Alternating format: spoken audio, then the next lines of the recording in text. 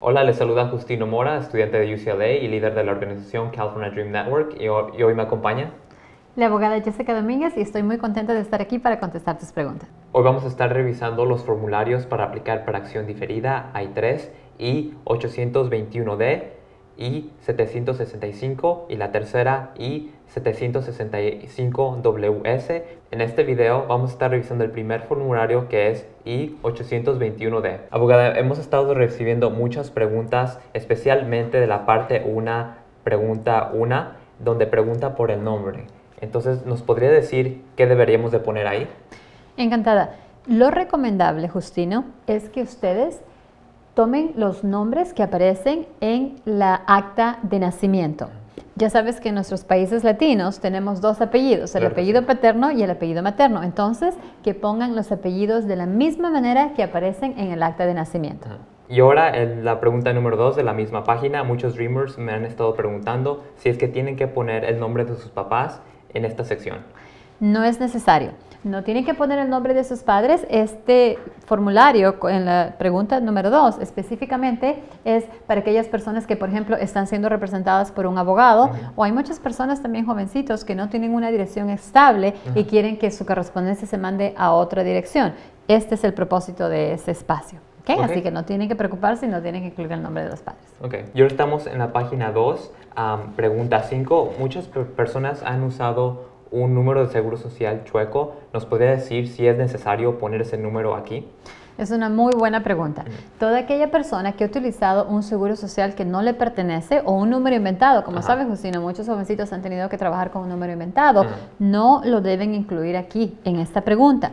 El único número que las personas deben incluir en el número 5 es si es que ellos en un pasado el Seguro Social, la Oficina del Seguro Social les otorgó un número de seguro social que pertenece a ellos. Si no es el número de ellos, esta información no debe ser incluida porque ellos en realidad no tienen un número de seguro social. Muy buena información. ¿Y qué tal si tienen un número de I-10? Es una muy buena pregunta y no debe ser incluido tampoco en este formulario en la pregunta número 5 porque no es un número de seguro social. Y ahora nos vamos a ir a la pregunta número 9, que es el país de residencia. ¿Nos podría clarificar qué significa esto? Sí, residencia quiere decir el país donde la persona está viviendo. Entonces, la respuesta automática al número 9 es los Estados Unidos, porque si no están aquí en los Estados Unidos no califican. Entonces, automáticamente para todas las personas no hay muchas preguntas a las que le podemos decir esta es la respuesta en todo, pero para toda persona tiene que decir USA. Muchas personas han usado diferentes nombres. Tienen diferentes nombres en ciertos certificados, en otros papeles. Entonces, es necesario poner estos nombres aquí, aunque esas organizaciones o instituciones académicas se hayan equivocado y hayan puesto otro nombre diferente. Es una muy buena pregunta porque en esa pregunta existen muchísimas preguntitas chiquitas. Muchas personas en nuestra comunidad van a tener la necesidad de utilizar evidencia indirecta. ¿Qué quiere decir esto? Evidencia indirecta o circumstantial evidence quiere decir que ellos al terminar la escuela, por ejemplo, la preparatoria, no pudieron ir a una universidad y tuvieron que trabajar. Y para trabajar tal vez utilizaron el nombre de alguien más. Y si están utilizando esa evidencia, entonces van a tener que incluir una explicación y los nombres basados en esa evidencia. Pero si hay un equívoco por parte de las escuelas, lo que más le conviene al jovencito hacer es ir a la escuela y decir, acá está mi identificación, cuando yo vine a esta escuela, corrígeme los apellidos porque no quiero que exista ninguna confusión en el futuro. Sí, cierto. Y yo creo que le conviene más al joven esperar que la escuela se demore 2 semanas o 3 a veces en corregir eso, que registrar su paquete de acción diferida y luego recibir una carta de inmigración y decir, estoy súper confuso, va a decir el oficial, porque acá tienes todos estos nombres y no entiendo. Entonces, lo que yo les digo, Justino, es, si ustedes no entienden, peor va a entender el oficial de inmigración, ¿verdad? Entonces, mejor corríjanlo, tómense ese tiempo. Entonces, esa es la respuesta acerca de qué pasa si una institución se equivocó en la información que le está dando al jovencito, al dreamer, al aplicante. Pero, en respuesta a la otra pregunta, ¿qué tal si la única otra evidencia que tienen es con otro nombre? Yo diría, primero revisen todo otro documento que tengan. Han venido muchas personas con las que ya he hablado, Justino, y me dicen, bueno, yo trabajé, por ejemplo, con un número inventado y es la única prueba que tengo. Y yo les pregunto, ¿y acaso no pagaron sus taxes? Sí, pagamos los impuestos con el número de ITIN. Pues esa evidencia es mucho mejor que registrar evidencia que da información que no es de ustedes, ¿no? Entonces, caso por caso, como dijo el Servicio de Migración. ¿Ok? Esto sí clarifica muchas de nuestras dudas. Qué bueno, Ajá. qué bueno. La siguiente pregunta es en la misma página, es pregunta 18. Hay muchas personas, tengo muchos amigos y amigas que ya se graduaron de la high school, que están en el colegio y en la universidad y ya tienen su maestría, su doctorado. Entonces, ellos y ellas, ¿qué deberían de poner aquí? Bueno, acordémonos de los requisitos. Lo importante es que tengan la diploma de graduación de la preparatoria, o sea, un high school diploma, o que estén inscritos para obtener este high school diploma, o tal vez la equivalencia, ¿no? Entonces, si es que ellos ponen que se graduaron de high school grad, esa es la información que ellos deben incluir. Eso sí clarifica también mucho de las dudas que hemos tenido en los últimos días. Qué bueno. En la siguiente página tercera, esta es una de las preguntas. Muchos Dreamers nos preguntan, he vivido en más de 5 lugares, he vivido en 6, en 7, ¿debo de poner todos aquí? ¿Es necesario poner todos esos lugares donde he vivido? Bueno, la manera que el formulario hace esta pregunta específicamente dice, y a mí siempre les digo a los Dreamers, lean cada uno de los formularios, también las instrucciones, ¿no? E inclusive dice, danos todas las direcciones que has tenido to the best of your knowledge, o sea, lo que tú sepas, porque muchos de estos jovencitos vinieron aquí a tan temprana edad, no se van a acordar de esas direcciones.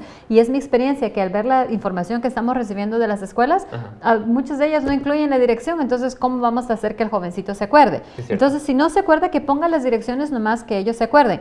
Pero si tienes un jovencito tan brillante, así como por ejemplo tú, que te acuerdas de todo, tal vez vas a necesitar más espacio.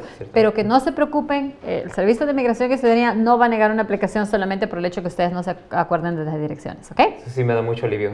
Y ahora en la pregunta número 6, hay mucha confusión sobre esta pregunta porque hay muchos Dreamers que han salido del país. Entonces, esto indica que uno debe de haber tenido presencia continua desde el junio 15 de 2007. ¿Nos podría clarificar esta pregunta? Otra buena pregunta, y por eso es que me estás haciendo estas preguntas, porque son las que más te llegan de los jovencitos, ¿no? De la comunidad. Recordémonos el requisito. Lo que yo siempre enfatizo con las personas que nos hacen estas preguntas es, lean las instrucciones y vean los requisitos. Tú mismo lo has dicho, los requisitos, uno de ellos es que tenemos que tener presencia continua en los Estados Unidos desde junio del 2007, junio 15 del 2007 a junio 15 del 2012.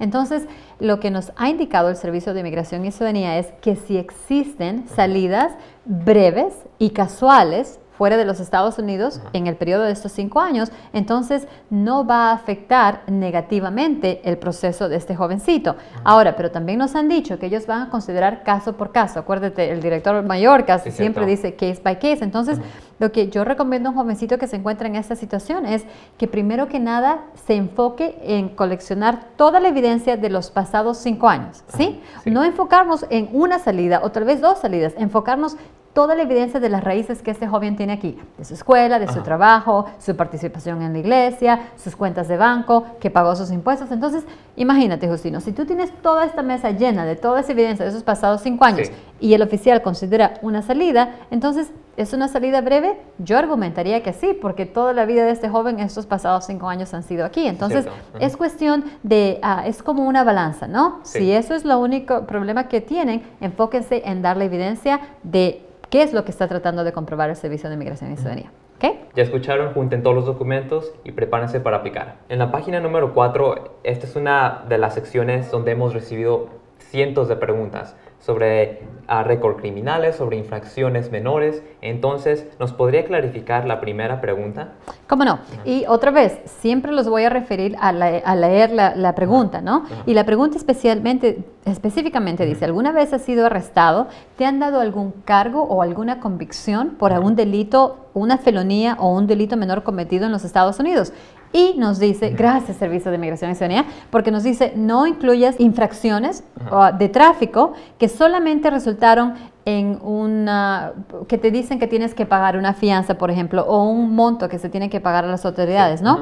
A menos que esa infracción, por más pequeña que las personas piensen que sea, tuvo que ver con alcohol o con algún problema de drogas. Si es relacionado con alcohol o drogas, aunque haya sido una infracción, tienen que incluirlo aquí. Y antes de incluirlo, Justino, como abogada tengo que decirles que deberían de consultar con un experto en la materia de migración, porque tenemos que ver si eso puede causar problemas en un futuro, Sí, ¿no? cierto. Ajá. Y ahora, las personas que nos están escuchando, Justino, están diciendo, ay, abogada, sí, yo sé que tengo que ver un abogado, pero no tengo dinero. Aquí está Justino para decirles que las organizaciones comunitarias, como Chirla, por ejemplo, Claro que sí. están teniendo diferentes foros y abogados voluntarios que estamos asistiendo para contestar las preguntas de las personas que van. Sí, cierto. Y estas personas deben de esperarse, no se desesperen en registrar la aplicación, deben esperarse e ir con todos sus documentos de estas infracciones, ya sea los delitos que han cometido, y también ir a estos foros para consultar con un abogado gratuitamente, ¿no? Ahora, si la persona contesta sí a esto, Ajá. inmediatamente no aplique, ¿verdad?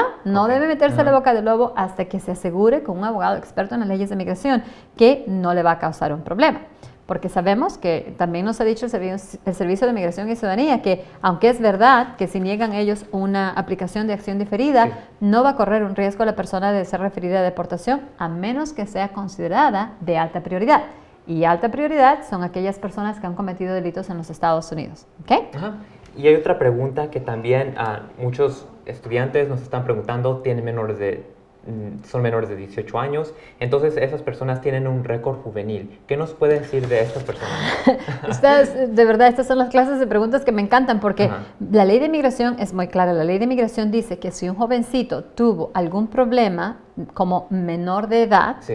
no es considerado una convicción como propósito para las leyes de migración. Ajá.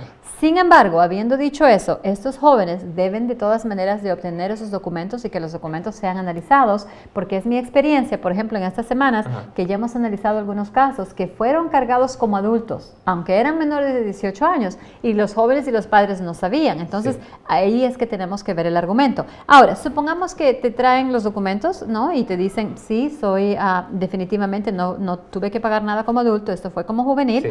quiere decir que todo va a estar bien.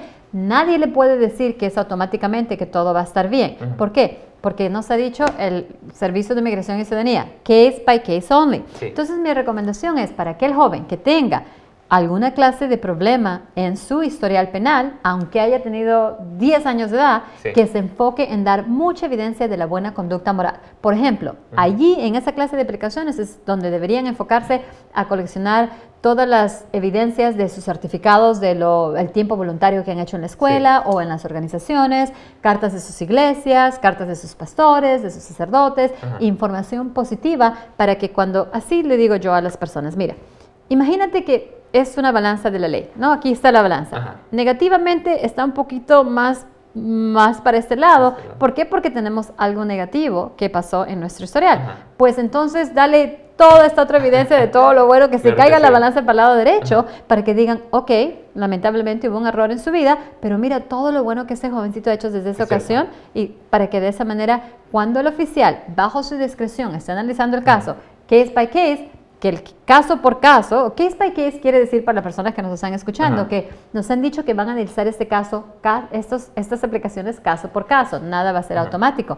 Entonces hay que darle al oficial que está revisando este paquete la mejor información posible de la buena conducta moral de la persona para que cuando analicen ese pedacito que es negativo, tengan más positivo que negativo. ¿Y qué se puede hacer en el caso en que la persona no sepa si tiene un récord?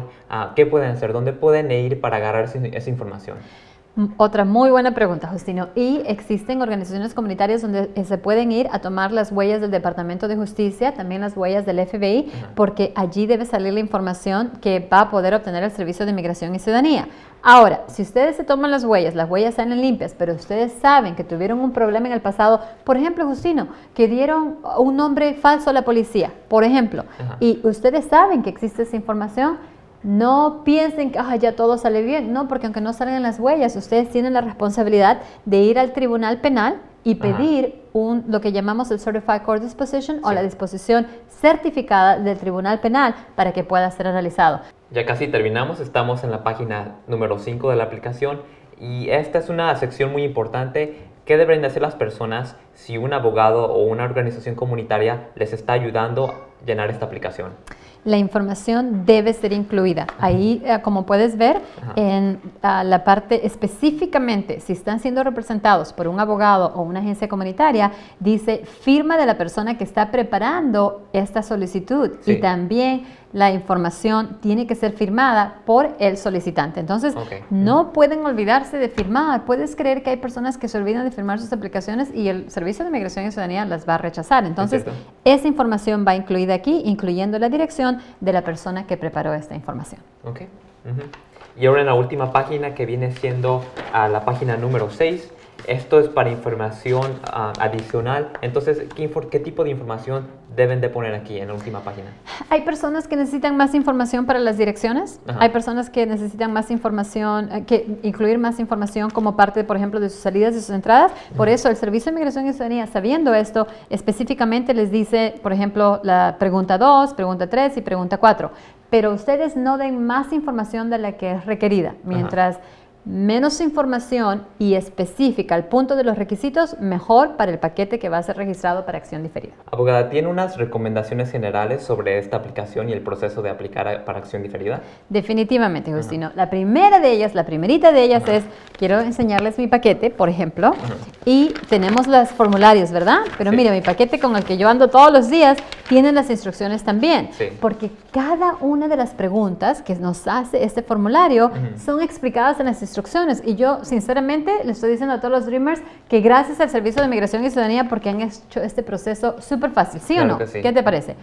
Y las instrucciones nos dan paso a paso a tomar para poder contestar las preguntas, ¿verdad? Claro que, como hemos visto, hemos podido contestar aquellas preguntas que nos llegan más a menudo porque son buenas preguntas, pero el formulario está muy fácil de seguir y también las instrucciones están muy fáciles de seguir. Claro que sí. Pero quiero recordarles que cuando llenamos documentos, generalmente, si no tenemos una respuesta, contestamos ya sea none, ¿verdad? Con la palabra N o N, o a veces contestamos con la N/A, que es no aplicable porque no tenemos respuesta. Pero el Servicio de Migración y Ciudadanía nos ha dicho, si no hay respuesta a una pregunta, déjenlo en blanco, ¿verdad? Y también recordarles que si van a llenar ese formulario a mano, con lapicero, deben hacerlo con lapicero de color de tinta, ¿qué? Negro. Muy bien, exacto, porque parece mentira que son recomendaciones tan fáciles, pero ya hemos visto personas que llegan con sus lapiceritos azules, ¿no? O rosas también. Exacto, o rosas también. Y acá dice, bueno, yo soy una persona que hubiera llegado con mi lapicero rosa, pero aquí dice bien claro, antes de empezar la aplicación dice type, o sea, escriban esto a máquina, o si lo van a escribir, que sea con lapicero de tinta negra, ¿verdad? También recordar que tengan mucho cuidado con las direcciones que van a utilizar. El Servicio de Migración y Ciudadanía nos da la lista con las direcciones y por supuesto, que no se olviden de mandar sus fotos, porque puedes creer que algunas personas están olvidando las fotos, ¿no? Entonces, si las instrucciones, más fácil de eso no lo puedo hacer. ¿Dónde está? La página que me encanta, que le he dicho a todos que debemos utilizar, la página 9 de las instrucciones. Tenemos allí el checklist que nos pregunta exactamente qué debemos incluir. Y ese checklist es el Servicio de Migración y Ciudadanía. ¿Y adivina qué? Yo sospecho que el oficial de migración, esta es la listita que va a tener y va a estar chequeando si es que estamos registrando lo que tenemos o no. Esas son mis recomendaciones y te quiero agradecer muchísimo por haberme dejado participar en contestar estas preguntas. Bueno, pues muchísimas gracias, abogada, por haber respondido estas preguntas. Esto clarifica muchas dudas y definitivamente va a ayudar a miles de soñadores que están allá entusiasmados de aplicar para esto. Entonces, a ellos yo les recomiendo que vayan con organizaciones de confianza como CHIRLA, como California Dream Network y también como United We Dream, donde van a poder obtener más información, lo que significa acción diferida y también qué hacer en estos casos tan difíciles. Y también no se olviden de ir a las páginas de Facebook, en Twitter, ahí vamos a estar respondiendo las preguntas y de poder proveerles la información que necesitan para que puedan aplicar para acción diferida. Los invito a que miren los otros videos donde vamos a estar explicando los otros formularios I-765 y el último formulario I-765-WS. Muchísimas gracias por haber mirado este video.